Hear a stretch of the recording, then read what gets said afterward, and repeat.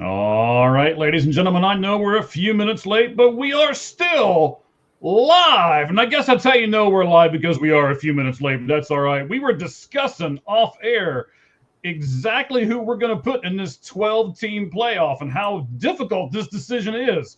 We didn't give it away to each other, but I can't wait to end the show with it today. We are going to tell you at the end of today's show. This is our college football special, coaches and college football playoff teams. We're going to pick the 12 teams that we would put in as of today before the championship team games go off this weekend. So without further ado, let's give us a little bit of music and let's get this thing going.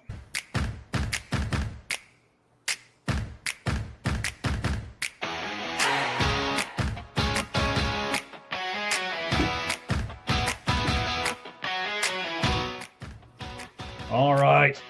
Whew. We have got so much stuff we got to do. This is, this is a great time of year. I love college football, and I know Cheese does too. We're going to look at the number of schools that are going to have new coaches next season, which reminds me, I got to pull that up on my phone while I'm doing this. We're going to look at the last we're going to look at our last college special for a few moments. We're going to concentrate on SEC coaches. Then we're going to look at a few sponsors there in between, do some questions on those coaches. The college football calendar, we agree it needs to be changed, but how are we going to do it? Then we're going to focus on Lane Kiffin for a moment. Well, it'll probably be more than a moment, but we'll focus on Lane Kiffin for part of this thing. I'm not even looking at him and I can hear him laughing. And then we're going to do our lights out list, of course. And we got a couple of preview things and things to announce along the way. So we'll get to all of that, ladies and gentlemen, as we're doing this college football special. All right, so I am kind of stalling for time for just a moment before I can hit the right buttons on this phone to get to everything I need to here. There's so much stuff going on right now. So many things that we're involved in and all of that good stuff. So I am just getting the list of the teams that are going to have new college football head coaches next year. I didn't think we had that much stuff on our timeline. Gee, many Christmas, guys. Go over to our timeline. You want to keep up on everything. Football, college football, some inspirational quotes that I threw out there, some NFL stuff that I threw out there. Man, there is all kinds of stuff right at the moment on our timeline. So just go over there, have a blast, see it, and go from there. All right, so I have the list in front of me now. Teams that will have new college football head coaches next season. And there's quite a few of them. A lot. Yes. Yes. Crazy. I mean, this is just to prove, right, Cheese, that this college football season has just been absolutely crazy. Yes. Go ahead, sir. I'm sorry. Yes, that's it. Yes. Yeah, I never thought we would have this many teams with this many new coaches next season, but let's give you a list. Virginia Tech, Penn State, Florida, Auburn, LSU, Ole Miss, Arkansas, UCLA, Oklahoma State, Stanford, North Texas, Tulane, Memphis, South Florida, Coastal Carolina, Oregon State, UAB, Colorado State, UConn, California, Michigan State, and I'm pretty comfortable feeding you this bit of information and adding one more team to this list. BYU. What do you know, Mike? Cheese? I have not heard. I've heard the bird is the word. I've heard that. You've heard that bird is the word? Yes. Well, according to the sources that I was just sent over a tweet about 10 minutes before we went on to the air here while we were still talking. Penn State is going to hire the BYU coach to be their next coach. So it's not going to be Sonny Dykes. It is not. It is going to be the new BYU Kalani, what's his last name? I don't know. I was hoping you were going to pronounce it for me. Kalani Sitake. So it's Sitake. Sitake. His real name is Kiliala Kalani. Ooh. But he goes by Kalani. Sataki, I guess. I don't know. Interesting. Yeah. He's done a great job at BYU. There's no doubt about it. Yeah. Wow. Yeah, so that's what I heard just a few minutes before we came on the air, was that is what's going to happen. So I'm going to feel comfortable adding BYU as a breaking news story to those teams that will need a new coach next season. Uh-oh. See, now Cheese is getting all kinds of stuff. I can see him. He's on his phone now, too. I'm getting texts like crazy now. Oh, man. All right. So let's turn this music off in the background and let's get this going here a little bit further. So we've gone over all of those coaches that are going to need, or all those teams, pardon me, that are going to need new coaches. I also want to thank everybody out there. The last college special that we did has already, in little less than 3 days, done well over 300 views, actually in the last 48 hours, on all of our social media platforms. You can get us on X. You can get us on Facebook. You can get us on YouTube at All Gloves Off Sports Media. And we also have the audio-only platform, Spotify and Apple Podcast.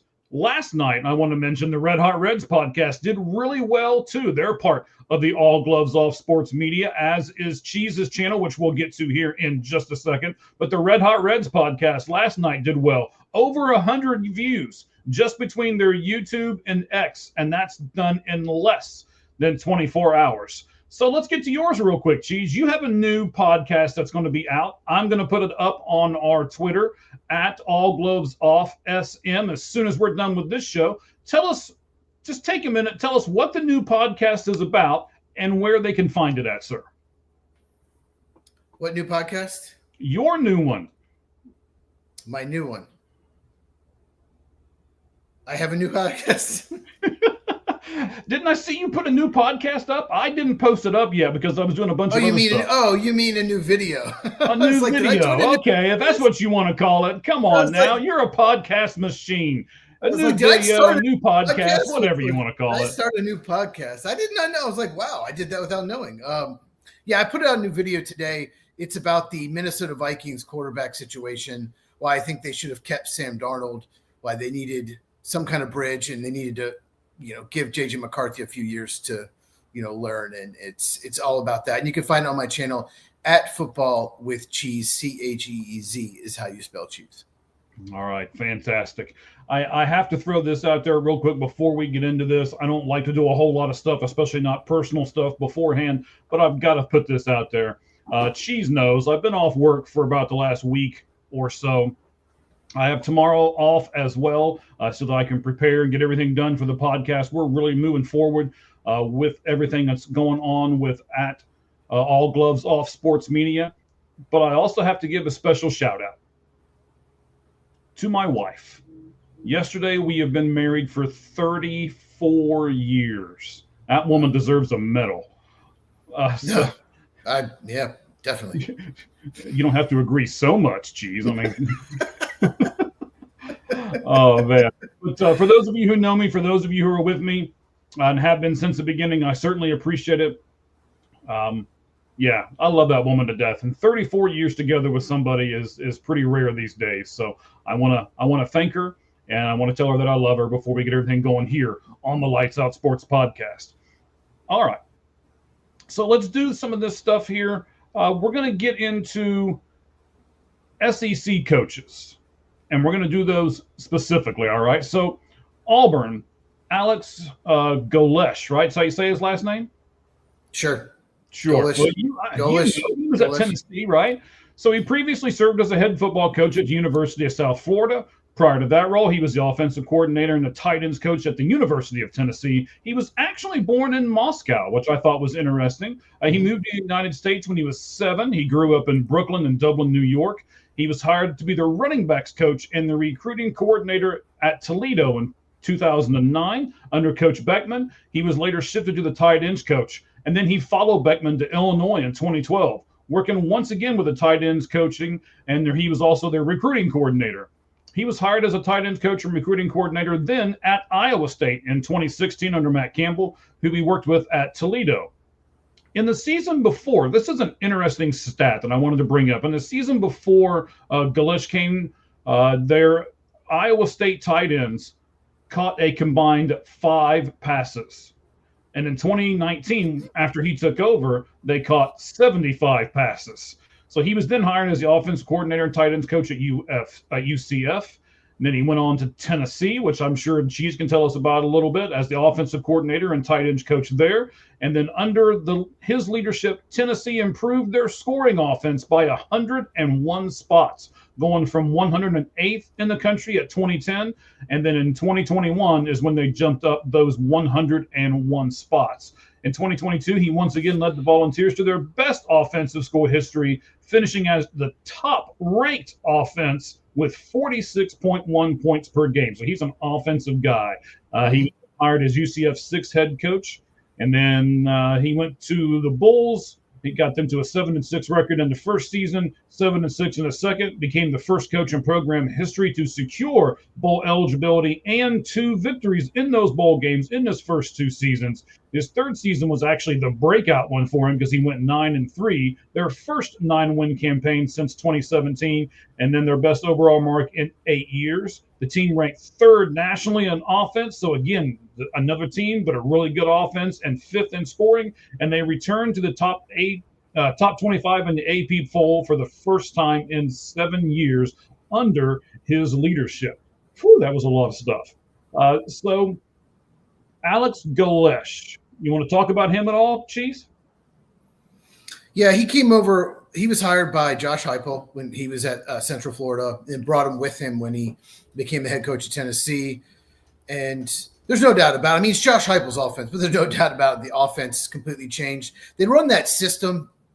I like to run a lot of 4 wide receiver, 1 running back, run a play every 20 seconds type offense. It's really fun to watch. It's really hard to evaluate if you're a draft analyst, though, because no one in the NFL runs that offense whatsoever. But there's no doubt about it improved. It did help that they got Hendon Hooker, a transfer from Virginia Tech. They did not have a quarterback the year before. So it really helped that they finally got a quarterback that could actually play. But he did a tremendous job at Tennessee, and it's a really good get for Auburn. And Auburn needs a lot of help on offense. They do. They do. So I think that is an interesting get for them. We'll talk about all of these coaches here in just a second as far as what it means as far as the college landscape and all of that kind of thing. First, before we do that, I want to say Battle Bites. Go to fuelyourbattle.com and use the code ALLGLOVESOFF10 for 10% off your orders. And they also give 10% of everything that they make right back to the Wounded Warrior Foundation. So that is a fantastic thing for them. And you can help out by going to All Gloves Off 10. Use that code. You go to fuelyourbattle.com and get yourself some good jerky. All right. So I'm going to throw all that back on there. Appreciate you guys hanging with us for just a moment. We're going to do a couple more of these coaches in the SEC. Arkansas's newest coach, Ryan Silverfield. He was actually the quarterback's coach at Jackson University. Then he went to UCF for a couple years. And believe it or not, he went to the football ranks and he joined the Minnesota Vikings staff. He was there for 6 years in various positions. He went to 1 year in Toledo. Then he went to Arizona State for about a half a year before he departed from them and went back to the NFL as the Detroit Lions offensive line coach. Then at the conclusion of 2015, he was hired by Memphis. Of course, Mike Norvell was there at that time, and he was hired as an assistant. He remained in that position for 2 years before being tapped as the offensive line coach and the running game coordinator in 2018, and was elevated to assistant head coach in 19, was named their interim coach when Norvell left to take the spot at Florida State. And now he is the newest coach in Arkansas. Anything you want to add to Ryan Silverfield, Cheese? Well, Arkansas got a good first-hand look. They actually lost at Memphis this year. They're like, well, if we can't beat him, let's get that guy as a coach. Yeah, I didn't know too much about him, but he's done well last couple of years for Memphis. So, I get it. Arkansas is a tough job. So, it's tough to win in the SEC. So, it's not one of the stronger programs, but, we'll see what happens. Okay. So, Florida has now hired as well, staking with the SEC, John Sumrall. He He played college football at the University of Kentucky as a linebacker, where he led the team as a junior in 2004. But prior to his senior season, he was diagnosed with a spinal condition that ended his career. So then he jumped into coaching. He started his coaching there at Kentucky while he was still with the team getting his degree. After a couple of years, he was hired by San Diego, and then he went as defensive coordinator at Tulane. Then he went to Troy as their assistant head coach and special teams coordinator. He was then named linebackers coach at Ole Miss. He returned back to Kentucky in 19 as the inside linebackers coach, was eventually promoted to the co-defensive coordinator there. And then he was hired as a 23rd coach of Troy in 2021. His first season there, they went 12-2. And in the second year, he went 11-2. So they're back-to-back. They went to the Sun Belt Conference Championship. And then on December 8th of 2023, he was hired as a 42nd coach at Tulane. In those 2 seasons with the Green Wave, he guided them to back-to-back American Conference Championship games appearances as well. And here's an interesting nugget that we may want to talk about for a moment. He will actually coach Tulane's postseason games for this season before moving on to his new position at Florida.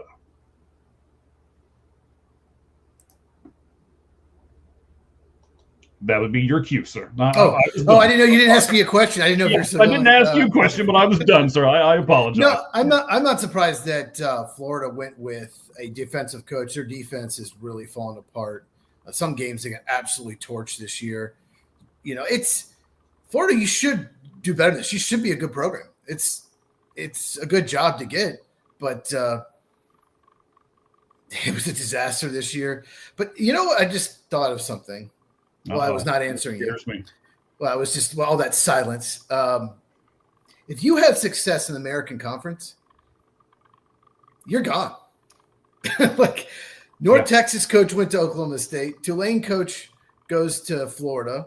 South Florida coach goes to we just had it. Where'd he go? Whatever. Memphis coach goes to Arkansas. South Florida coach, I totally lost it. But that's all right. I can't help you there, buddy. I don't follow that conference real big. So he went to Auburn. Yeah, Alex Golesh. Yeah, he went to Auburn. So like the 4 of the top coaches in the conference, if you win there, we're going to steal you. You're going to get a better job. So I think that's interesting. Teams are not going the coordinator route. They're going the head coaching route from maybe a non-power 4. I'm noticing, and that's who they're plucking. They're not going, a defense. They're not doing the Kirby Smart thing. He was Alabama's defensive coordinator. They're doing let's get a proven head coach from a smaller program. That's an interesting concept, though. A proven head coach from a smaller program instead of some kind of coordinator or assistant from a proven program, right? Yeah, I mean, obviously Kirby Smart, he was defensive coordinator at Alabama for many years, but he went to Georgia. He played at Georgia, so that made sense. That was a perfect fit, but I'm just surprised more teams don't go after coordinators. Like you said, Matt Patricia, we talked about. Right. Coordinators just do such a great job. Instead, they like to go for, prove yourself first. Take a head coaching job at a non-power 4 first. Prove yourself. Then we'll hire you. Like go from Tennessee's offensive coordinator to South Florida. Okay, prove you can win there. Then we'll hire you back in the SEC. So it's just interesting. It is interesting. I didn't think about it until you brought it up just now. That's actually very interesting. What I want to say here real quick is that you can do the exact same thing that Ramen on Wheels did and comment with us. You can join our comment chat room live. Just simply talk about what we're talking about. And it's not like our normal Lights Out podcast on Tuesday nights where we talk about a plethora of different things. Today, we're going to concentrate on college football. So it shouldn't be too difficult for you guys to comment on what we're talking about, since that's all we're going to talk about today is college football. We appreciate that and thank Ramen on Wheels for being the first to comment on things for us. Ole Miss got Pete Golding, the current head football coach at the University of Mississippi.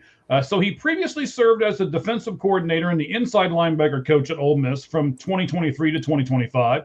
He was also an assistant coach at the University of Alabama, University of Texas San Antonio, University of Southern Mississippi. He also did some things at Southeastern Louisiana University, Delta State University, and Tuscaloosa University, as well has the following with the University of Alabama under head coach Nick Saban.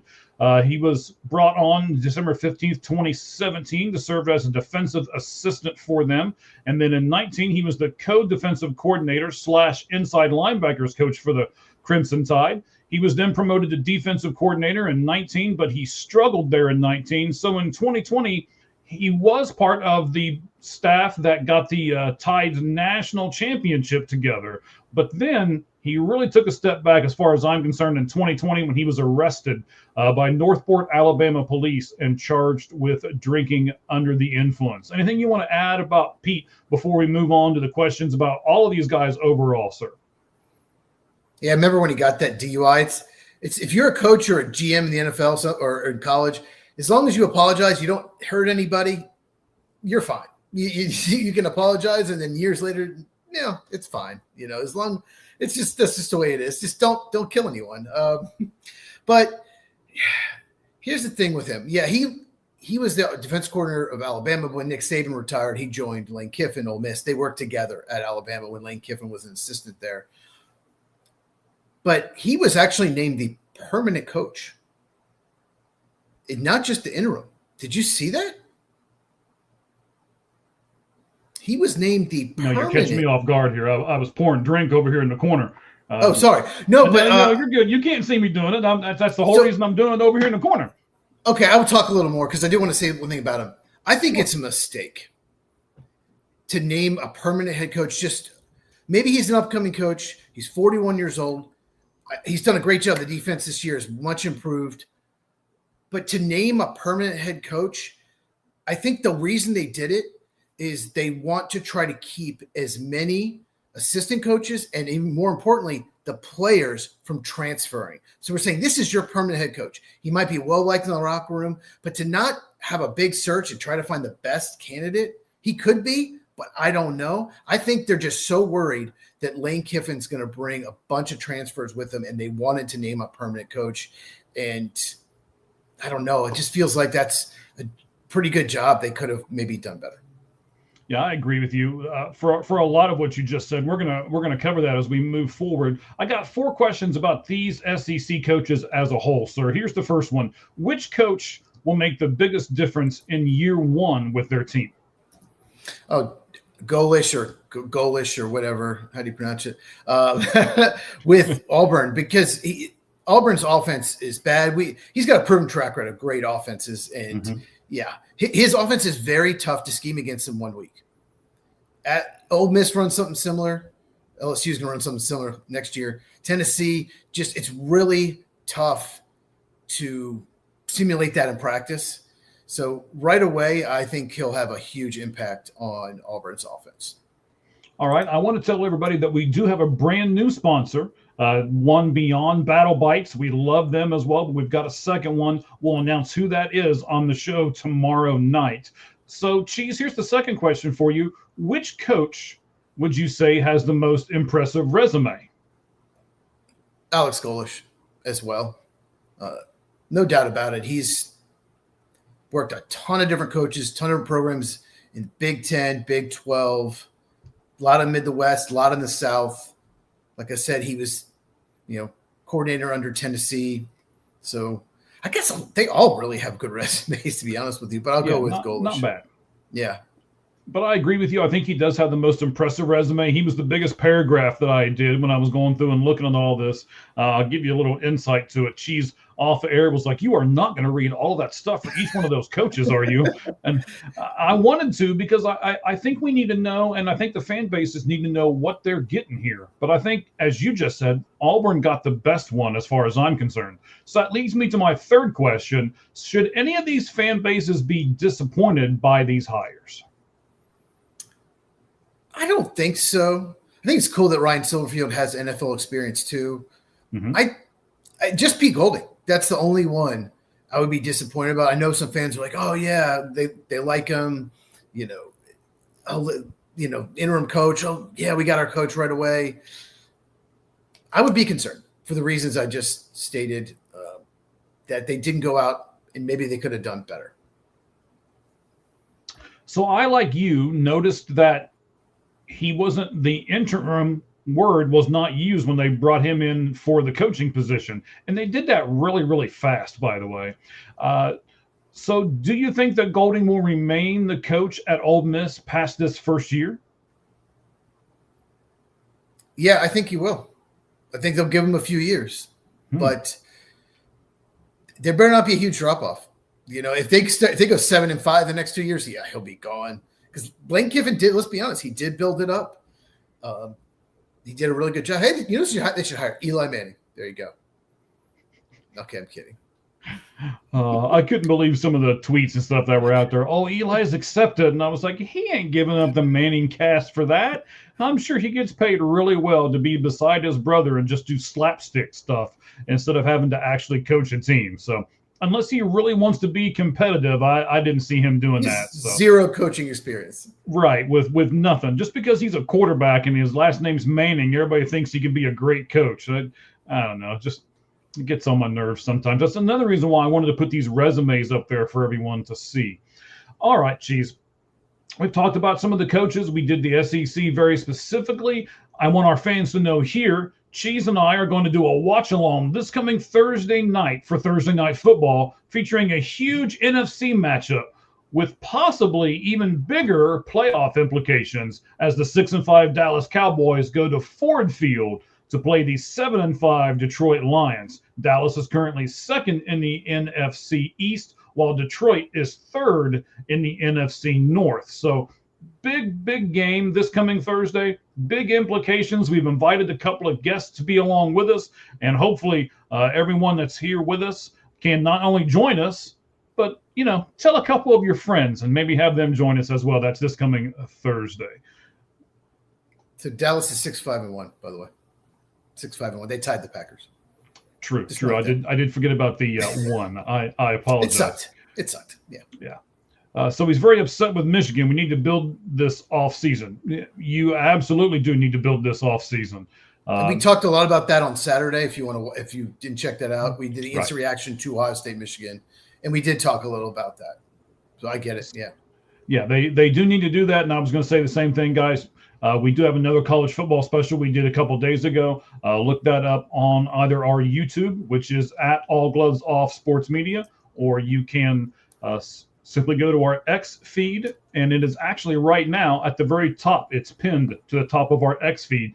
This one will be pinned to the top of our X feed here shortly when we are finished with it today. But thank you. Wow. Did you see? Did you make your name any longer, sir? Just on that topic, real quick. Right after we finished, I looked something up. Did you know how much money Bryce Underwood is making in his NIL deal? No. They paid him a ton. It's 4 years. I think it's 10 million up to 12.5 million. Wow. For a guy that just I know he's a true freshman. I'm not saying he could improve, but for someone that really couldn't go to football much this year, wow, that's a lot of money. That's the thing is when you pay these high school seniors this kind of money, you don't know. It doesn't matter if he's number one recruit in the country like he was. I believe he was, wasn't he? Mm-hmm. He was. He was one of the top ones anyway. Yeah. You still do not know. It's like when you sign an international free agent in baseball. It could be the number one signing. It has all 5 tools. It could get to A ball and can't even hit. Can't hit a thing. Right. So you just don't know. So that's a lot of money for a guy that threw for 63 yards against Ohio State. Yeah, I was going to say he didn't even throw for 100 yards against Ohio State. You had the exact number. Good job on you. 63. You're welcome. So 8 completions. 8 completions. Yes. Oh man, I think his uniform number was higher than that. Anyway, I don't want to act like too much of a homer. Right? I'm an Ohio State guy, so I don't want to get on here and scream about it too much. They won. That's all that matters to me. So we're going to look at the college football calendar here in just a second. We're going to look at the LSU, Lane Kiffin, Ole Miss debacle that was over the weekend. And then the last thing we're going to do on today's episode of our Lights Out Sports podcast, focusing on the college football coaches and the college football playoff participants, will be that list. We're going to do our Lights Out list. It's our version of the top 10, but today it's a special one because it's the top 12 participants right now as far as who we would put and in what order in the college football playoff. So let's talk about the college football calendar for a second, Cheese. I got some really good questions that I can't wait to get your answer on when we go through some of this stuff here, and then especially with the Lane Kiffin things we'll get to in just a moment. But first, should college football adopt a model where teams can't hire new coaches until after the college football playoff is completed? No, absolutely not. Because it would give the teams that didn't change coaches a huge advantage in recruiting. You can't say, okay, you have to wait till late January, mid-January to get your head coach in place. You lose all that recruiting time. So, but no, you can't do that. You have to let a program get a head coach when they want. If they fire a coach at the end of the year, they can hire right away. If they hire a coach after week 3, or the Virginia Tech, they got to jump on it. They hired Franklin early. You can't tell a team you can't have a head coach in place. I know it sucks, but you can't. What do you think? Okay. So it's no. No. I'm not sure if I agree. I mean, as much as it's not fair to other teams, it's really not fair to some of these. I mean, what's going on with Lane Kiffin right now? What's going on with BYU right now? As we just put it out there for those of you who have just joined us recently, it looks like the BYU head coach is going to go to Penn State. I mean, how is that fair to those other programs? How is that fair to BYU and to Tulane and to some of these other conferences that are still going to get to go to some bowl games, but yet now all of a sudden they're hired by a bigger team, and that bigger team expects them to come aboard and come with us and start recruiting and doing all these other things? It's the way it's always been. It's always Just been because that way. it's the way it's always been doesn't mean it's right. Well, life isn't fair. There's, to me, I don't see a system. I don't see a way you could just change it. You can't tell, okay, you lost your coach. You have to wait 2 months, 6 weeks, 2 months before you can start recruiting, get a new head coach in place. Meanwhile, that coach has no chance to keep the recruits that you've already had. You have a lot of decommitments, and your competitor is out there recruiting like crazy, probably stealing your recruits. You can't do that. You have to be able to have a head coach in place whenever you want. Yeah, it hurts those programs, but you can't do that. All right. So what if you would say you can't talk to head coaches from programs until either their bowl game is complete or their season's over? So the NFL has a somewhat kind of rule on that. You can't hire. They've changed it a little, but even there's some things where you can't talk to a coordinator, because they're trying to prepare for the playoffs. But I don't like that either, because if you make the playoff and you really want to take another job, well, you're not going to be considered.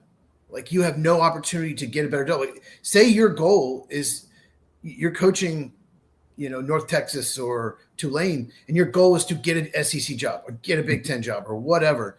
Right. And you make the playoff, then you lose out on that job, your dream job. You can't tell them they can't talk to them. I know it sucks.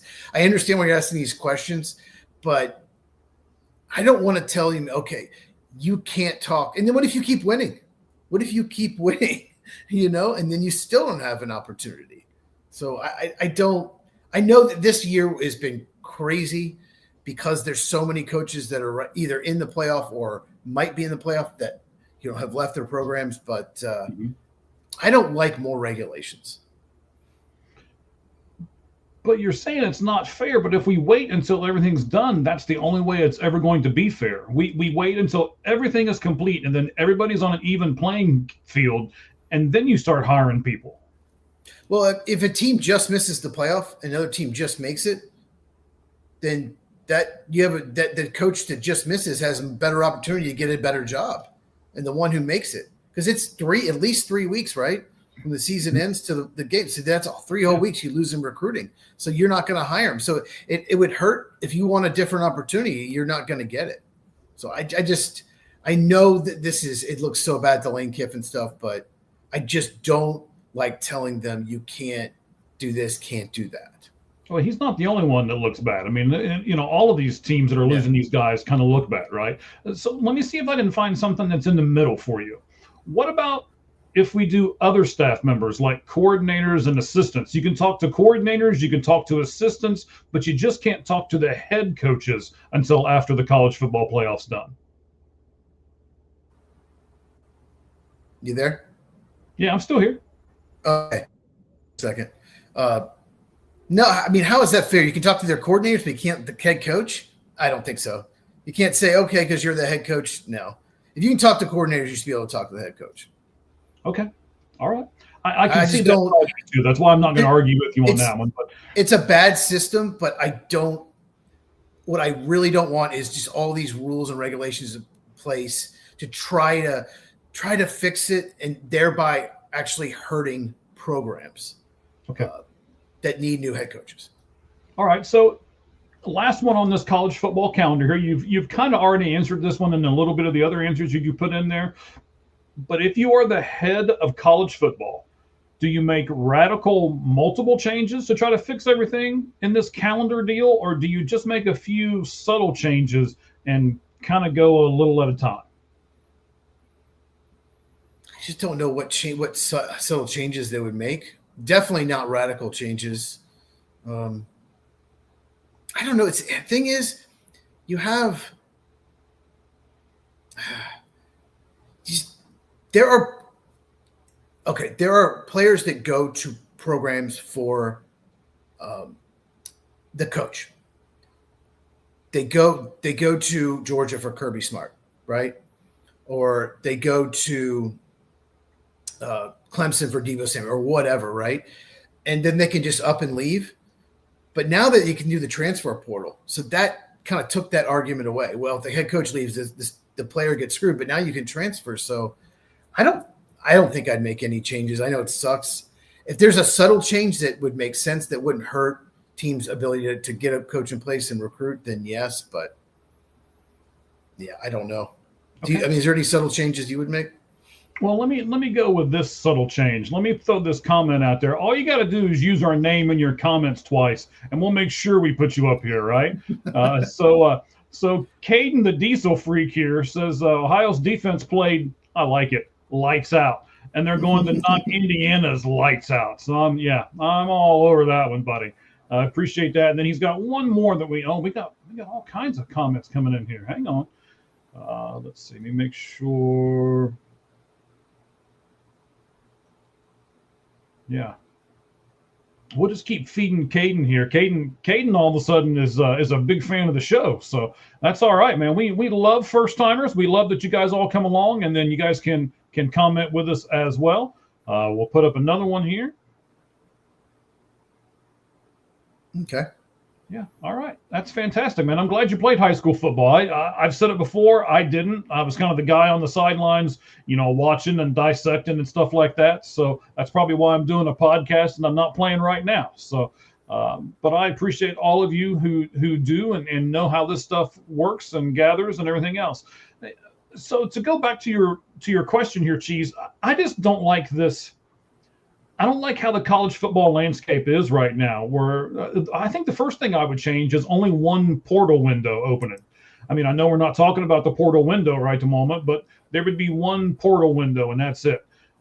We would have the coaching and stuff right before the portal window. And I just think other sports do their calendars better, especially the NFL. The NFL does their calendar really well. And they spread stuff out over the year so that we're always talking about them. And then there's free agency and there's the draft and there's, the Pro Bowls and the Super Bowl. And there's all this other stuff that free agency comes into play and everything else that they stretch everything out. College football seems to be at this point right now where they're just like everything's firing on all cylinders. Everybody's shooting off a gun right now. And we're all trying to move out of the way so the bullets don't hit us as they're flying by. I just thought of something else. Sure. So what if, like, for example, just use an NFL example. In 2022, the Minnesota Vikings waited till the Rams won the Super Bowl before hiring Kevin O'Connell, who was the Rams offensive coordinator. This past year, the Saints waited until Kellen Moore won the Super Bowl. They waited and hoped that they would take the job, right? But that's a risk. What if they have a rule you have to wait till the college playoffs over to talk to these coaches? What if you wait till they're eliminated, like in the final 4, final 2, and then they decide, you know what, we built something here. I decided to stay, and you waited all that time when you could have hired someone that wasn't in the playoff. They just changed their mind. So that's another factor you got to think. Okay, we can't talk to this coach, but what if, like BYU's coach, for example, what if BYU gets in and they upset a few people and they're in the final 4? And you wait, and Penn State offers a job. He's like, yeah, we almost won it with BYU. I want to roll it back. So then, you know what I mean? So that's another factor I just thought of. Yeah, that's just another factor. Okay. That's interesting. It's kind of a spot that I really didn't think about as far as that part goes. So yeah, I mean, there's good and bad to all of this. I'm just not sure if it's the best it can be. Maybe we need to make some more kind of subtle changes in order to get this thing going and get it on the right path. Just my opinion. Let's jump into the LSU Lane Kiffin Ole Miss mess, right? So here we go. I got a bunch of stuff for you, and you may even have more than what I do, but these are the questions that we're going to throw out there, and then I'll let you kind of feed at the end before we do our lights out list here. So if you're headed to the college football playoff with a program that you built at Ole Miss, why are you going to LSU to hopefully do the same? He's going to LSU because I'm sure they offer more money. It's traditionally better program. There's a lot of good high school football players in Louisiana that will go to LSU no matter what. They will not transfer. There's just fewer in Mississippi. It's just a fact. It's just an easier place to recruit. At least Lane thinks so. We'll see. Mississippi's been a much better program the last couple of years than LSU, whether that's Lane or whatever. It's, LSU, you can argue it's definitely a top 10 program. It might be top 5 overall. Maybe not the last couple of years, but it's up there. Okay. And I think it's definitely a top 10 program. So that's what he's thinking. I just really want him to say, you know what, we're going to keep going with Mississippi. But you know what? He's a POS. He has no loyalty whatsoever. He took the Tennessee job, and then the USC job opened up. He thought it was better and took off for USC, but ended in disaster, had to go to Florida Atlantic. He's got what I call, Denzel Washington had the quote.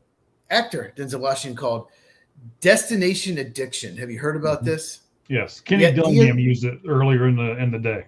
He did, and that's where I saw it. The idea that happiness is the next place, the next job, or even the next partner. Until you give up the idea that happiness is somewhere else, it will never be where you are. And that's the way Lane Kiffin is. He was always looking for a better job, no loyalty. Someone even said, what if Kalen DeBoer is fired like in 2 years at Alabama? Would we go to Alabama? He might. What if Ohio State offers a job? What if Ryan Day retires? Maybe he'll go to Ohio State. He has no loyalty whatsoever at all. That's just who Lane Kiffin is. Okay, but you can also say if he goes to LSU, there's more pressure on him to win in LSU, right? There's more expectations for him to do well. Yes, absolutely. At Ole Miss, you win 9-10 games every year, you're going to keep your job no matter what. He got them to the playoff. LSU, here's what you have to do. You have to beat Ole Miss. You have to beat Alabama. You have to beat Florida. And you have to be in the college football playoff every year. And you have to be in the SEC title game at least every other year. I'm not joking. I know LSU fans. I know. Period. You cannot lose any of those games. And that's the way they are. And the expectations are that. And you can win a national championship. Oh, what's his name? And then 2 years later, you're out. Who's the coach when they had Joe Burrow? Oh, God. He used to coach Ole Miss, actually. Oh, the older gentleman. Voice. Oh, I love that guy. I just cannot think of his name. Yeah, someone help us out. It's like a compound name. It's a longer last name. I'm looking it up. But he wins the national title. Ed Ogeron. There you go. Yep. And then a couple of years later, fire in the middle of the season. And then they eventually hired Brian Kelly. Yeah, but you bring up a good point. Look what Brian Kelly did. He left Notre Dame mainly because Notre Dame, he could not recruit all the players he wanted. Notre Dame has academic restrictions, right? Mm-hmm. And he thought, well, I won't have those at LSU, and I'll start winning national championships. He thought he went as far as he could go with Notre Dame. Turns out Marcus Freeman went further, made the finals, but whatever. Yeah. And it didn't work out for Brian Kelly. Not at all. And you know what? He's such a jerk. I'm so happy that he failed. He's going to land somewhere, though. Maybe not this year, but he's going to land somewhere. He will. So before we talk about loyalty, which we'll do in the next question, why didn't Lane think he had the right to coach a program that he is leaving, even though Sumrall is being allowed to in Tulane? Is there a difference between the two programs, or why are we okay with one guy doing it, but we're just going to crucify Lane Kiffin because he wants to try to do it? Two main reasons. One, Ole Miss and LSU are rivals. And the longer that Lane Kiffin is there, the more he can try to recruit all his players to come to LSU. That's know pretty much already done, though, isn't it? I mean, come on. Not necessarily. There's some that are probably loyal to Ole Miss. No, I'm staying. And then what if they advance far in the college football playoff? Like, so he would have more chances to keep his coaches. And one thing that really irritated me, I'm not going to read the whole thing, but his statement, Lane Kiffin's statement, played victim because of this. He actually said he wanted to coach him in the playoff, and guardrails are in place to protect the program in any areas of concern. What guardrails? You can say, "Oh, I won't do it. I won't try to get the transfers." That's BS. He has no loyalty whatsoever. All he cares right now is about LSU and winning. He doesn't care about Ole Miss now that he's left. My request to do so was denied by Keith Carr, despite the team also asking him to allow me to keep coaching them so they could better maintain the high-level performance. So basically, he's playing victim. He leaves them now saying they won't let me coach. I'm the victim. Oh, my God. So the other it just bothers me. The other reason is it's just a bit LSU is more likely to get transfers. Ole Miss players transfer to LSU can play right away. So you can't allow that. So that's the main reason. You can't let him continue to coach. There's no way. And it's a good move by LSU, by Ole Miss. All right. And I hear what you're saying. I agree with it to a certain extent. But I also want to ask you this. How can anyone cry about Lane's loyalty when college football players are entering this thing called the transfer portal and basically doing the exact same concept? So whether you're playing or coaching, they're just trying to get paid more. That's what everybody's trying to do. Why are we beating Lane up for it when every college player is doing it too? No, you're right. And that transfer portal is awful. It is terrible. You should have some penalty. I get it. It used to be you had to sit out a year, 2 years in conference, right? But maybe you sit out 25% of the season. I probably am doing a whole video about this. If you transfer in conference or to a team on the schedule, maybe it's half the year. But some kind of penalty, because Jeff Hafley is the defensive coordinator of the Green Bay Packers. I'm going to paraphrase what he said. He was the head coach of Boston College. He was a defensive coordinator at Ohio State before that. He left a head coaching job in college. And like I said, I'm paraphrasing. But basically what he said was, I had to recruit these players to Boston College. Then the next 2 years, I had to recruit them to stay at Boston College and not take more money elsewhere, bigger programs, if they were really good. And then I had to recruit them to stay after junior year and not go to the NFL. So every year, you're not only recruiting new players, you're recruiting your players to stay. And if he gets a 3-star recruit that was not offered by any of the big programs, Ohio State, Michigan, any of those, and they break out and they become one of the best players in the ACC, well, here comes Ohio State, Michigan, Georgia calling him, hey, we'll give you more money. And boom, he's gone. And that's why he left a head coaching job in college to coach a defensive coordinator job in the NFL. So there needs to be either some kind of, like, you can't offer, like, some kind of cap on how much more you can offer, or just you have to sit out some of the season because it's just getting out of hand. Texas Tech basically bought half a team. Half their team was bought transfers, and it worked. So more teams are going to do this.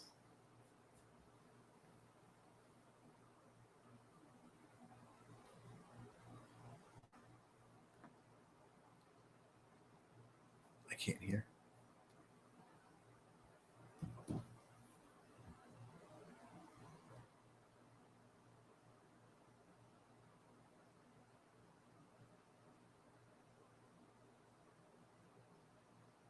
I can't hear you. I can't hear you. Can you hear me? Yeah, that's because I muted my mic. I'm sorry, I didn't unmute it. I poured some more drink over here. Okay. Yeah, I don't know why I'm so thirsty today, but so I want you to I want you to picture yourself in your living room, right? Okay. And Lane Kiffin's in there, and he's trying to recruit your son to come to now LSU.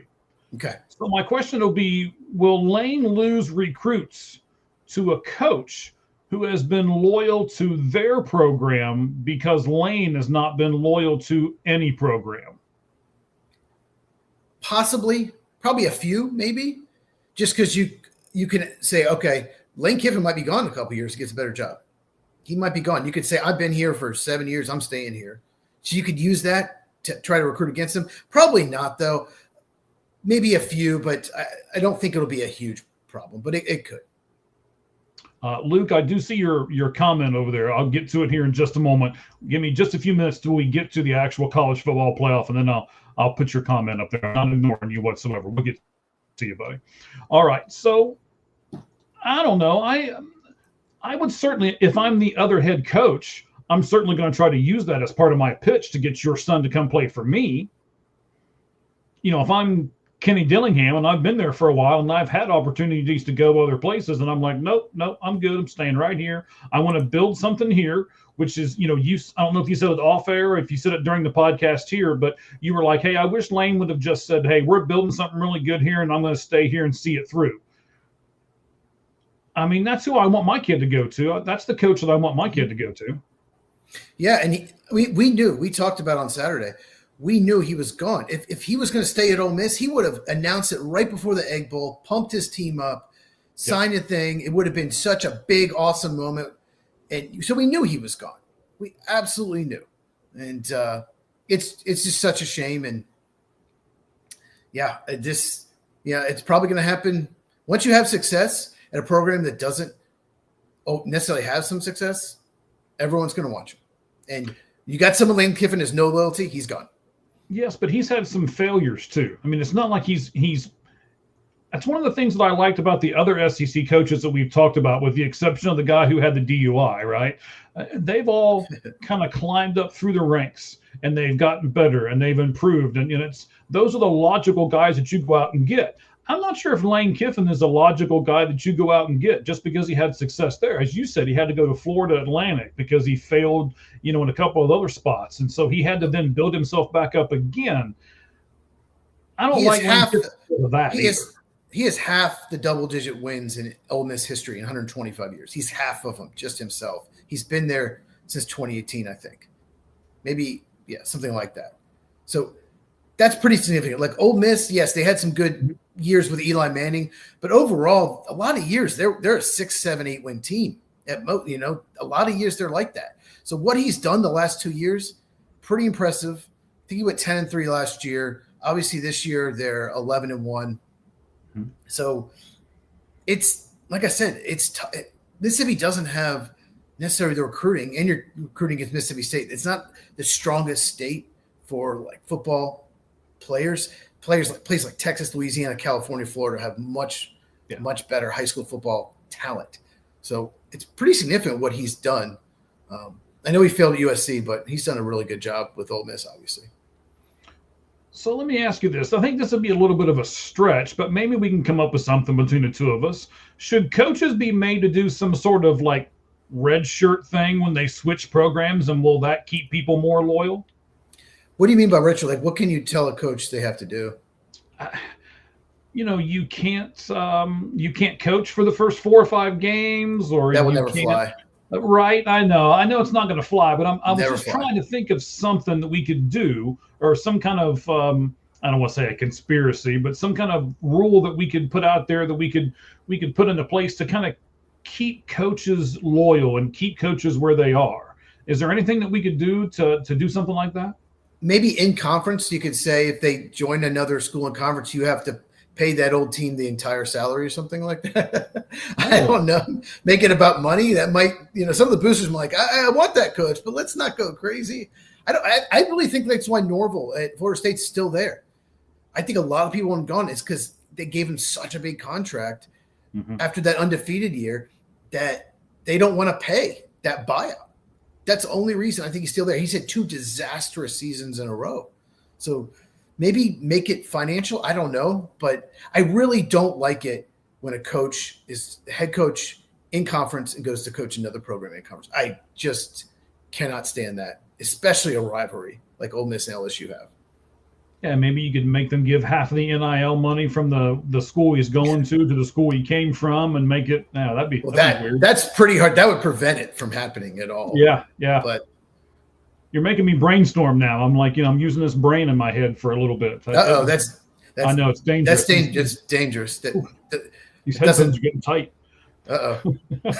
All right, so I've got 2 more questions here about LSU, and then we're going to move on to our lights out list here. So the first thing I want to ask you is, this is going to be a poll question. We're going to do it as soon as this show is over, along with posting up your new video. God, don't call it a podcast.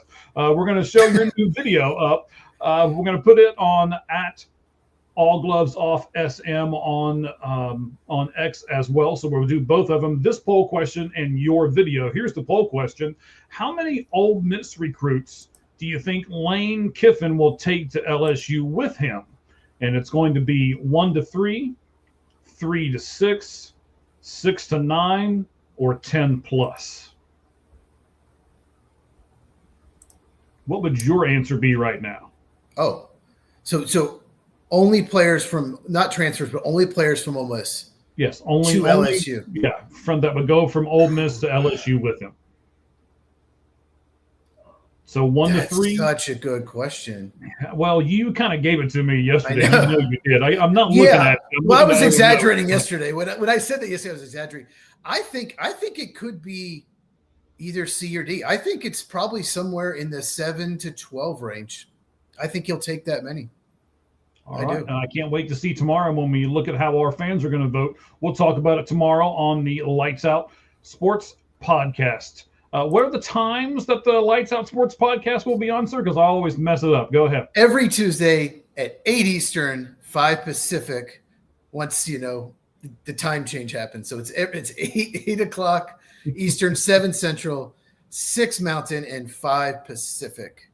And if you're in Arizona, it's 6 o'clock. Okay. There you go. So I have a follow-up to this question, and it's this.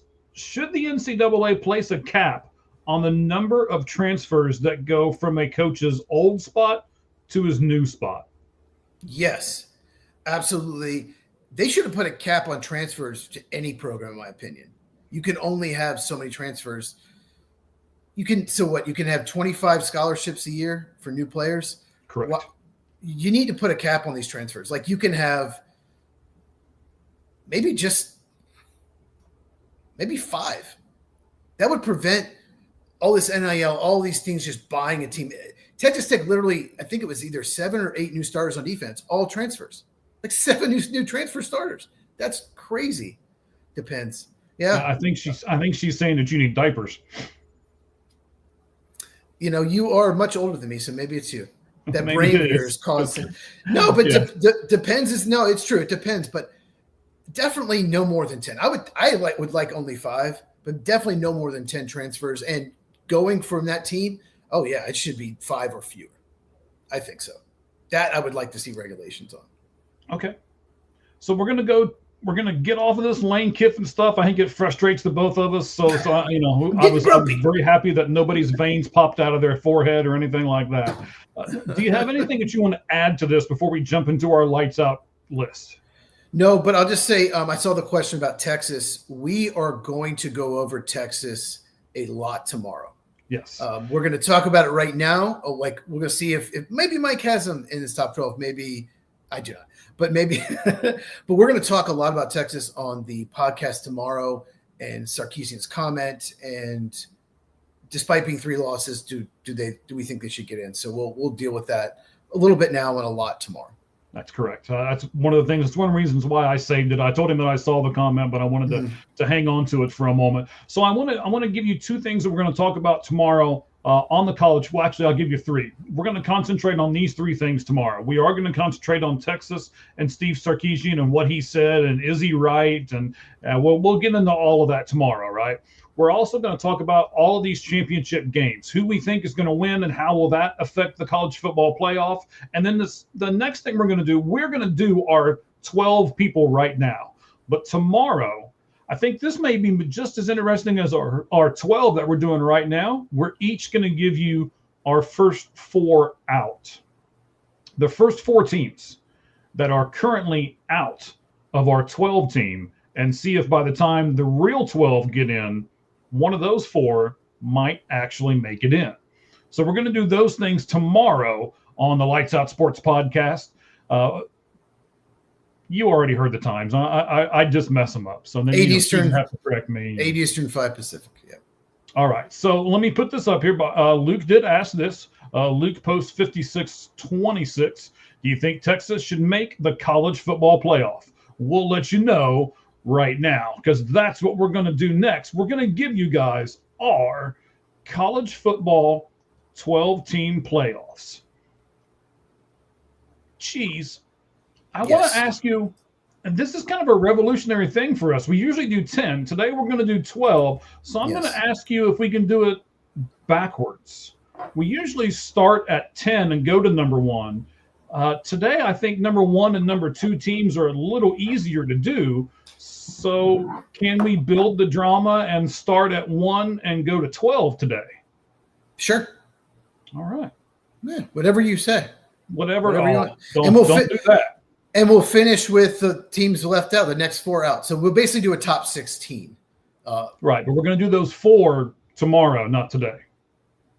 Oh, we're going to do this 4 tomorrow. Okay, yes. I had them ready. Okay, it's called a tease, or that's what it's called. Okay. So we're teasing that, and we're going to give you those 4 tomorrow on the Lights Out Sports podcast.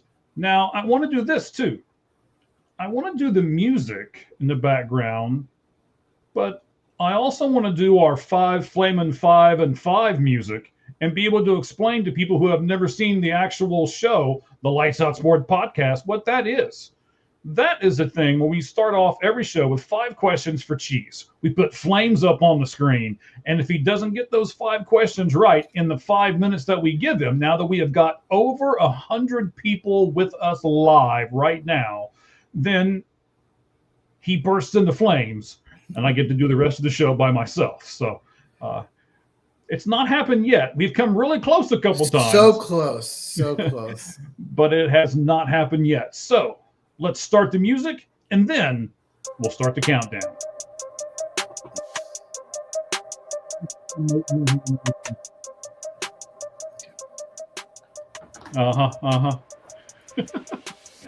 All right, buddy. So do you want to start, or do you want me to start? Who wants to go first, bud? Go ahead. All right, so we're going to do this one. We're going to start at number 1 and go down.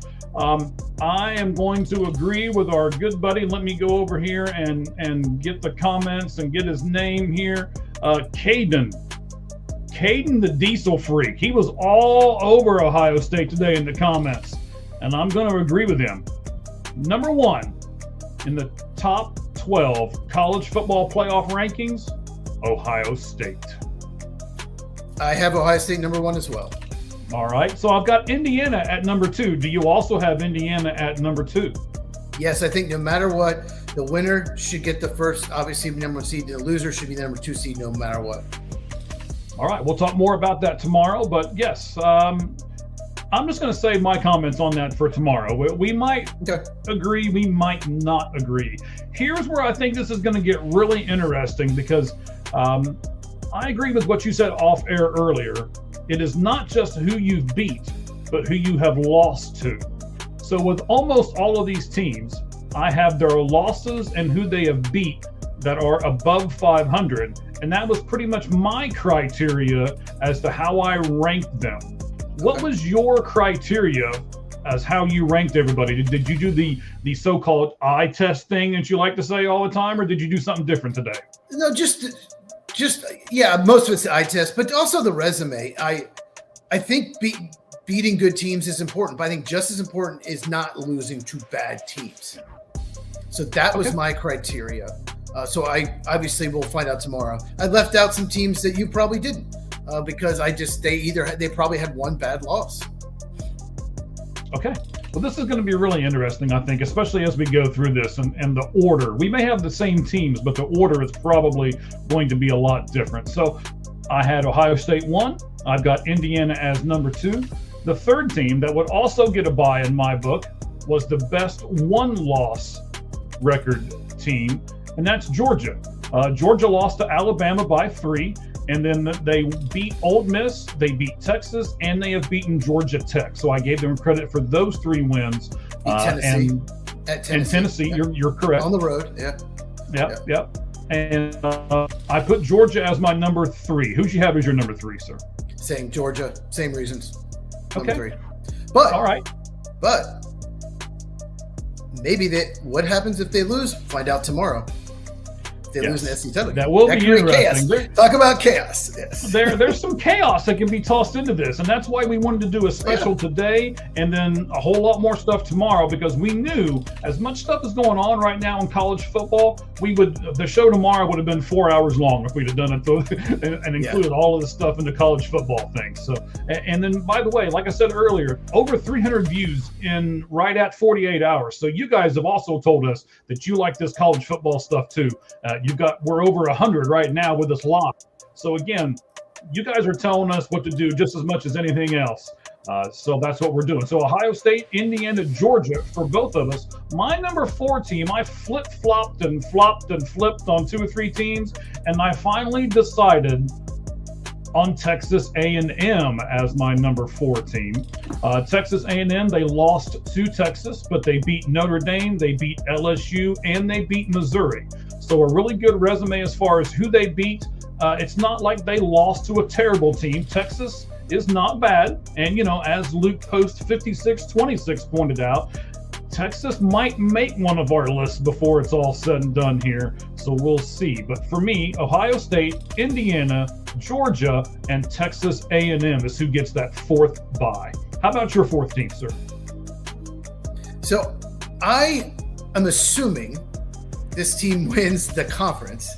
So I went with Texas Tech, because if they beat BYU, they will have won the Big 12, and the top 4 seeds get a bye. So the committee I know it's different this year. Mm-hmm. It's not 4 conference winners, but to me that will be better than, because Oregon, Ole Miss, Texas A&M, teams like that aren't even playing for it. So if Texas Tech beats BYU, beats them handily, which they already did this year, then I think they jump up to the 4 seed. All right, so you have Texas Tech as your number 4 seed. Yes. I have Texas Tech as my 5th seed. I had Texas Tech as the 4th seed for a little bit, and I used really the same logic that you did, but then I said, we're saying currently, right now.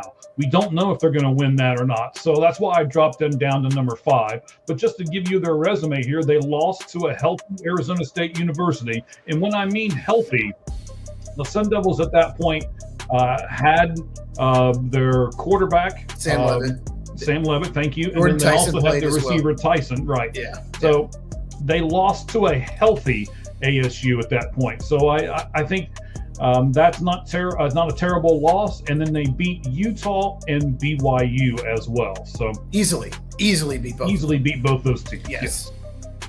All right. So who was your number 5 team, sir? Oregon was my number 5. They look good against Washington. 1 loss, only lost to Indiana. That's their only loss. It's the number 2 team in the country. So, number 5, Oregon. All right. I'm not as high on Oregon as you are, so they'll be on the list, but they're just a ways down here yet. Okay. So number 6, I think this might be the first surprise for a lot of people, at least on my list. They lost to Texas Tech, but they beat a 9-3 Arizona, which I think looks better after they beat ASU over the weekend. They also beat a 10-2 Utah team. They beat an 8-4 Iowa State team. And by the way, they beat those 3 teams in consecutive weeks. And then they also beat an 8-4 TCU team. And my number 6 team is BYU. Yeah, more on them in a second. My number 6 is Ole Miss. They're 11-1 in the SEC. number 6 seed. I think that speaks for itself. The only loss was Georgia. So, yeah, number 6 Ole Miss. All right, so I went through and I kind of put all this stuff out, right? So the undefeated teams at the top were easy. Ohio State and Indiana. It was pretty easy to put Ohio State 1, Indiana 2. And now we're looking at these one-loss teams, the Georgias, the Texas A&M, the Texas Tech, the BYU, and you've got 2 more, Ole Miss and Oregon. So it was very difficult for me to decide which one got 7 and which one got 8. For 7, I went with Oregon. Their only loss was to Indiana, and that was honestly the reason why I bumped them up there. They beat Iowa, they beat Minnesota, they beat USC, and they handily this weekend beat Washington, which I thought Washington had a chance to really give them a good game, and they did not. Oregon handled them really well. So I moved Oregon up to number 7. Okay. My number 7, you've already mentioned him, is Texas A&M. Did not look good at all against Texas. Even when they beat South Carolina, they were way behind. That is not impressive. I know they won the game, but because of that, to me, of these SEC Big Ten teams that have one loss, to me, they're the least impressive. So I dropped them down to 7. All right. I said it to you earlier. Do you punish Ole Miss for losing Lane Kiffin? I don't know if we talked about that or not. I had it on my notes. I don't think we mentioned it. You can't. I mean, Florida State got punished a couple years ago because their quarterback got hurt. But you should not punish at all. Go ahead. I think you do. That's why I put them at the last one-win team. They don't have their same coach now. They're not going to be the same team. The plays aren't going to be called the same way. I don't think the players might not play for this new coach the same way. I think this will be very interesting to see how Ole Miss will play now that all this is done. They lost to Georgia. They did beat Tulane. I don't know if that's a great win or not. No, they blew. Well, no, it is because they blew them out. And Tulane's ranked. They blew them out. So Tulane is only ranked. Come on, stop it. They're ranked. They're ranked. They're ranked because they're a non-Power 5 conference, and they've got to rank some of those non-Power 5 conferences. If they won by 2 points, fine. But they won by 35 points. That's good. They should beat teams like Tulane by 35 points. Let me know if I'm wrong. There's tons of comments over here. This is the one thing that Cheese and I are really going to disagree on this list here, I'm pretty sure. So I don't like this win at Tulane, even though I gave him credit for it. The win that I would give him credit for is Oklahoma. And then they also beat, kind of ironically, LSU too. Yes, I thought Ole Miss was the worst of the one-loss teams. So I put them at number 8. So what you just mentioned, we could say this thing about BYU. So basically what you're saying is we'll punish the players for going 11-1 because their coach left. No, you should not lose a seed because the coach left. And BYU, it would be really bad if an 11-1 team did not make it. If they lose to Texas Tech, which a lot of people think that they are, that would be not good. If a Power 4 team when 11-1 didn't make it, but I think it's a possibility. I really do. But their only loss was to Texas Tech.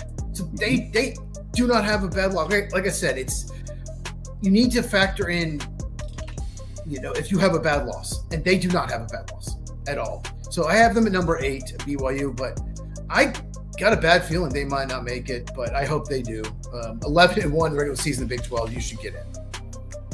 Okay. So at this point, at least to me, and this is how I divided it up, I'm looking at these 2-loss teams. And I'm like, okay, who is the best 2-loss team out there? And this wasn't even a consideration for me. I know exactly who the best 2-loss team is.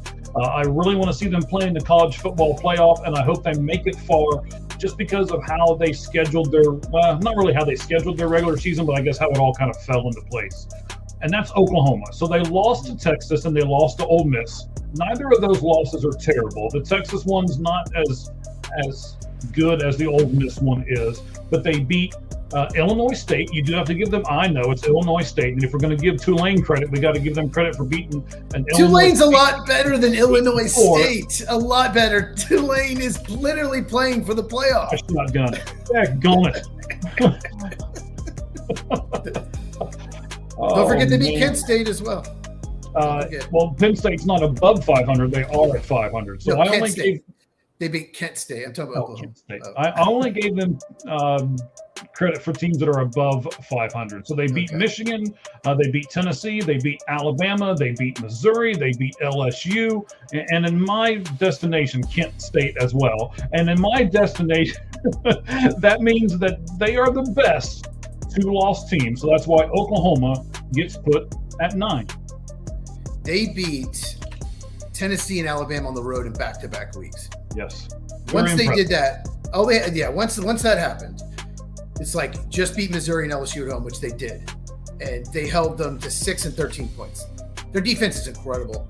So that's just such an impressive win. Yeah, Texas lost 23-6. Doesn't look good, but they finished strong. So, yeah, I have Oklahoma as well as my number 9 team. I was very tempted to put Oklahoma up higher.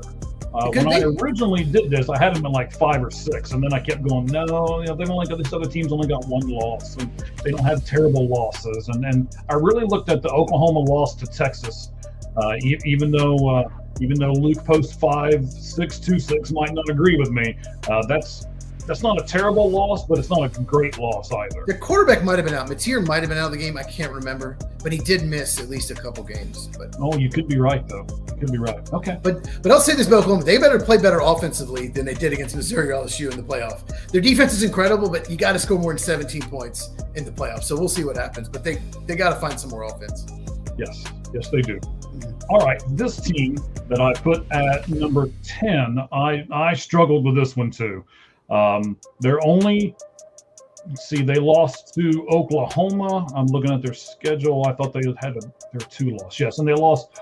Here's the reason why I did it, because they lost to Florida State, a 5-7 Florida State team. Now, they did have good wins. They beat Georgia. They beat Vanderbilt. They beat Missouri. They beat Tennessee. And by the way, they beat Georgia, Vanderbilt, Missouri, Tennessee, week 1, week 2, not 4 weeks in a row, okay? Then they beat LSU, who is a 7-5 team when it's all said and done as well. So, yeah, and they're playing for the title. We're going to talk about Alabama more tomorrow, because if they don't win the SEC, I think they're in danger of not making the college football playoff. So we'll talk about that more tomorrow, but I put Alabama right now at number 10. Yeah, I think they may have lucked out getting in that game, because that might be their only shot. Although it's Alabama, so the college football community be like, well, it's Alabama. They'll get more ratings, big money, so let's just put them in there. So, I think they knew that too. I'm sure you watched that game between Alabama and Auburn. And they had a chance to lose that game at the end, and they decided to go for it on the 4th down. Now, they made the 4th down, and they kept them marching on, and they scored, and that's how they won the game. But I think their coaching staff also knew, hey, we've got to go for it here. We have got to win this game. They had to, yeah. They would have been. They would have been. Went for it. Yeah. Okay. Number 11 for me, they lost. Well, I could do my number 10 if you'd like. Oh, I'm sorry. I thought you said you had Alabama at number 10 too. Oh, no, Alabama's not in my top 12. You can't lose to Florida State and get dominating that game. I don't care if it's week 1. I didn't have Alabama in my but you top can 12. beat Tulane and you could. Never mind. 11-1. They didn't lose to Florida State. My number 10, and I'm not a fan of this team, but they have 2 good losses of their 2 losses. So I'm going to say Notre Dame is my number 10. Not the strongest schedule, but lost to Texas A&M, lost to Miami, 2 top 15 teams. So, yeah, Notre Dame is my number 10 team. All right, Notre Dame is my number 11 team for a lot of the same reasons that you just said. And I'm going to punish them a little bit. I had them a little higher. I'm going to punish them a little bit for not being in a conference and not even having the opportunity to play the conference game. And I'm also going to tell you this. As I'm looking through at my first 4 that get knocked out, if Duke wins or, Vandy wins or something like that happens in these conference games, Notre Dame's going to be the first team I knock out because of all of those things. So we've talked about this. I think Notre Dame should be forced to join a conference, or they can't be higher than 9 seed no matter what, which means you have to go on the road. personally, that's what I think. It is kind of unfair. They can pick their schedule so much easier. They play, I think, 4 ACC games, and they'll play, USC and a few other teams every year. But it is a little unfair. They can pretty much pick their schedule. So I don't like that. But like I said, they have 2 pretty good losses. And I know Miami beat them and they have the same record, but Miami also lost to Louisville at home. And that's a bad loss. Yes, it is. Miami is. So you left off a team that's going to make it, because the last 2 spots I have are an ACC team because they automatic bid, and then the non-Power 4 team. So my number 11, I have Virginia. Duke has a shot. I don't see it happening. Virginia played them a month ago and absolutely dominated the game. Won, I think, by 17, but it really wasn't that close. Just Duke could not stop them. And Duke just doesn't have very good defense. So I think Virginia wins, and I think they get the 11th spot and the only ACC spot. Okay. The reason why I did not put them in there is it's like, okay, these are the teams right now. I didn't look at it as after the conference games. Now, these rankings are going to change one more time, right? Yeah. So we'll probably do something similar to this after all these conference games are done. And I wanted to put this team in. We talked about them. They lost to Texas Tech and BYU. If you're going to say Notre Dame had 2 good losses, well, this team had 2 good losses too, with Texas Tech and BYU. And then they beat ASU and they beat Cincinnati. I don't think Cincinnati's right now. And Utah. They beat Cincinnati on the road a couple. Yeah. Mm-hmm. Yeah. So looked I impressive in that game. They do have a good resume. I struggled with them and a few of these other teams that we're going to talk about tomorrow. We were my first 4 out, but I decided to put Utah at number 12. I don't think they're going to make the 12, but man, I'm just crossing my fingers and hoping. And they need a lot to happen. They would need a lot to happen. I don't see it. I'm going to mention Utah tomorrow. There's a spoiler. There's one. I'm going to mention them tomorrow, but I'll just say this. They have not looked good the last 2 weeks in their 2 wins against Kansas State and Kansas. They won on some fluky turnover. I mean, there's a lot of things that went right, or they don't win those games. Just not very impressive, and that's why I don't think they're going to get in. But if you just look at wins and losses, you're right. Their only losses were to BYU and Texas Tech. My number 12, obviously I did this a different than you, but is North Texas. I think they're going to beat Tulane, and they lead the nation in scoring. Their offense is incredible. I think they're going to win that game, and think they should be ahead of James Madison just because the American Conference is much better, in my opinion, than the Sun Belt. So I think North Texas will win, and I think they will get the 12 seed. I think they should get the 12 seed. A lot of people think it's going to be James Madison. I think that'd be a mistake. All right. Very interesting. So let's go over I'll go over my 12. We'll let you do your 12 as we wrap this up, and then we'll go from there, buddy. So my 12 are Ohio State, Indiana, Georgia, Texas A&M, then Texas Tech. BYU comes in at number 6 with Oregon at 7, Ole Miss at 8, Oklahoma, then Alabama, Notre Dame, and Utah. Who did you have as your 12, sir? So we had 10 of the same 12. I had Ohio State, Indiana, Georgia, Texas Tech, Oregon, Ole Miss, Texas A&M, BYU, Oklahoma, Notre Dame, Virginia, and North Texas. All right, excellent. I appreciate that. As we do every week, we're talking about this. We're going to set everything up for tomorrow. Let's go ahead and do the outro music here as we do that. But do you think North Texas can beat Oregon or Ole Miss or Texas A&M? Ooh. We'll more on that later. Well, let's talk about this a minute. I think they can beat Oregon. With the offense they have, I think they can beat Ole Miss. You know who I'd like to see them play in the first round? Who? Oklahoma. Probably won't happen, but yeah, that'd be kind of cool. No, but that'd be a great game. The defense of Oklahoma and the offense of North Texas, man, I would love to see those 2 teams play each other. It would kind of be the 2, almost the oddball teams, and when they would play each other, one of them would have to go, one of them gets to stay, almost like a Cinderella type story. So that would be my dream scenario in the first round, would be to see those 2 play. Real quick, I want to see A&M play Notre Dame again. That was maybe the best game of the year, 41-40. It was like week 2. People forget about it, but I loved it. So I'd love to see Texas A&M, Notre Dame play again, maybe 7 versus 10, just like we saw in week 2. That rematch, that'd be awesome. We'll talk more about scenarios tomorrow. Yeah, I'm looking at different Eastern. stuff here. Pacific. Oh, you okay? Yeah. There's a lot of these. All these teams are good. There's not a bad team in this bunch. And I think you said it off air. I'm going to agree with you right now as we kind of close everything out. It's 12 teams this year. It's going to be 16 teams probably next year is what I'm going to say. And then I think they'll go to 24. Oh, I think they're going to go. I don't think they're going to skip 16 because they're going to give people a bye. They want to give you incentive for finishing good. That's why there's a bye now. So I think they're going to go to 24 in the next few years. I do. All right. This will be very interesting. And tomorrow on the Lights Out Sports podcast, we're going to do our first 4 teams out that we did not include in these 12. We're going to talk about Steve Sarkisian and Texas and everything that's going on there, just like we talked about Lane Kiffin in this episode. And then we're also going to do some NFL. We're going to do some MLB. I mean, we're just going to do a whole lot of stuff tomorrow. So tune in. To answer Luke's question, we both didn't have Texas in, and we will go over it tomorrow why we don't have it. I thought Mike would. He knew I wasn't going to do that, but we have a lot of thoughts on Texas and we do. Why we think we don't have them. We'll talk about it tomorrow. All right, sounds great. I appreciate it, sir. Thank you very much. Anything you want to add to the end of our college football special with coaches and college football playoff teams? No, that just New England Patriots, they're already up 2 scores like that. So, Giants, Patriots, not the best game this late in the year.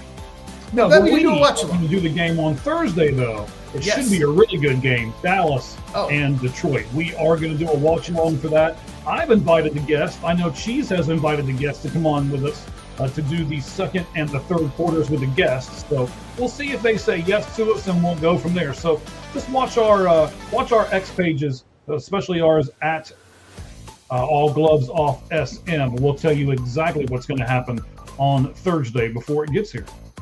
And then we, of course, Football Cheese. At Football Cheese is mine. At Football Cheese. Yeah, you got to make sure you throw that in there, right? Yeah, throw that in there. Yeah, of course. Yeah. Of course. So we're also going to do the how many Ole Miss recruits will Lane take to LSU with him? We're going to put that poll question up and have it ready to go. And I'm going to put Cheese's new video up on our X page as well. So all of that stuff coming soon. Be on the lookout for it. We are, by the way, Cheese. We are number 1, by the way. As we close everything out here. Yeah. We're not just number 1 on X or whatever. We're number 1. We're number 1 just in our hearts. In our hearts. Oh, yes. Oh. Okay, that was kind of weird. We are number 1. To end things is on a weird note. Why not, right? We are number 1. Yep. Tomorrow we'll talk college football, baseball, and of course we'll do NFL. We'll go over how horribly I did in my predictions for the NFL. We'll talk about that and what I think we should do the predictions for all the conference championship games. We'll do that as well. All right. Sounds great. Join us then. We appreciate each and every one of you. And as we say each and every time we go off the air with you, the only thing that's fair in life is a baseball hit between the third and first base lines. Good evening, everyone. Thank you all very much.